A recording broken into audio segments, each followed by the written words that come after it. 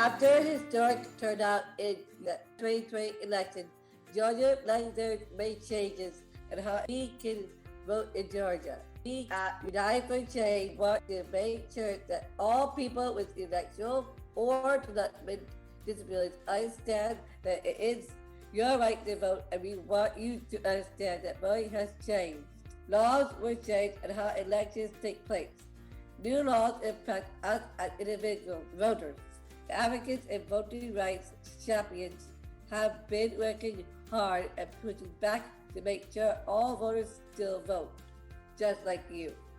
There are now groups who are suing the state of Georgia, saying those laws are discriminating against people with disability, people of color, and people have low income. We want to make sure all self-advocates around Georgia know what those changes are, so your vote counts.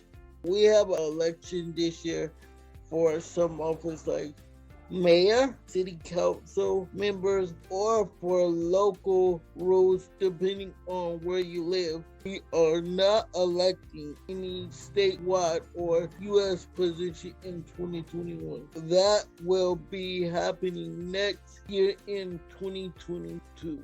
There are 3 ways you can vote this year: by asking for and turning in absentee ballots by election day, in person doing early voting October 12th through the 29th at any polling place in your county, in person at your assigned voting place on election day, November the 2nd, 2021.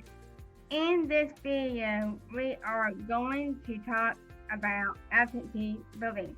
We have a separate video talking about the changes to in-person voting.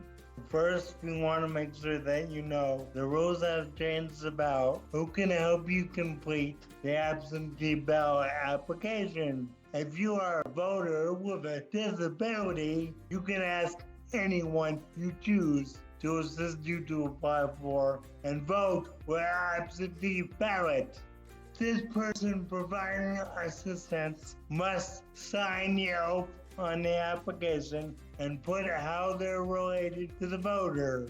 Last year, because of the pandemic, the Secretary of State sent an absentee ballot application in the mail to everyone who was eligible to vote. If you want to vote by absentee ballot this year, you have to apply. The law changed about what you need on the application and how you cast your absentee ballot. To get an absentee ballot, you can go to Georgia Secretary of State website and select election. Then select absentee voting to fill the application. You need to print it and sign it.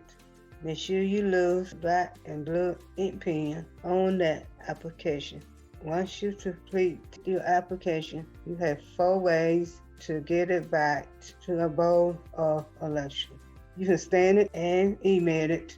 You can mail it or fax it or hand deliver it to the county board of election office. You must provide your date of birth and your driver's license or state ID number on the application. Without a driver's license or state ID, you would need to send a copy of another picture ID, like a United States military ID or state of Georgia employee issued ID, or a Georgia voter ID, a U.S. passport, or a travel ID.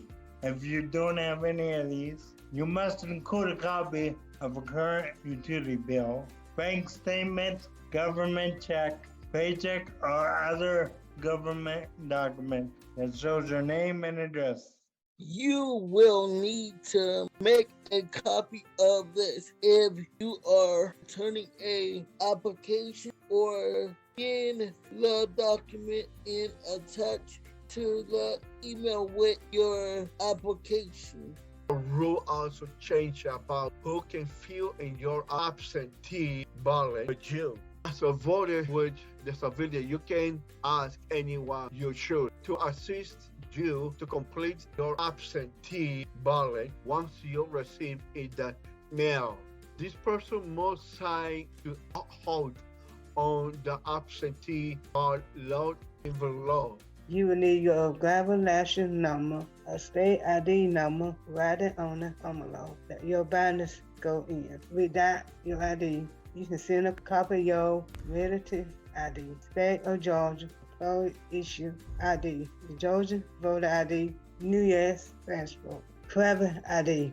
If you do not have any of these, you can use certain documents that have your name and address, like a current utility bill or paycheck or bank statement, a government check, or other government document. All absentee ballots must be returned, received by election day on November 2nd, 2021. To return your ballot, you can either send it back to the mail or take it to a drop box. This year, drop boxes are only available during business hours. Ballot drop boxes are now required to be inside government offices that are locked and closed when the building is not open. You cannot drop off your ballot. As a voter with a disability, you can only get an authorized person to return your ballot for you. This means your absentee ballot has to be returned by either a caregiver, even if the caregiver does not live with you, a close relative, like your mother, father, grandparent, aunt, uncle, brother, sister, spouse, son, daughter, son-in-law, daughter-in-law, father-in-law, brother-in-law, or sister-in-law. Or you can have someone else who live with you. This video was made by United for Change with support from EHA Unity Network, the Georgia Advocacy Office, and Georgia.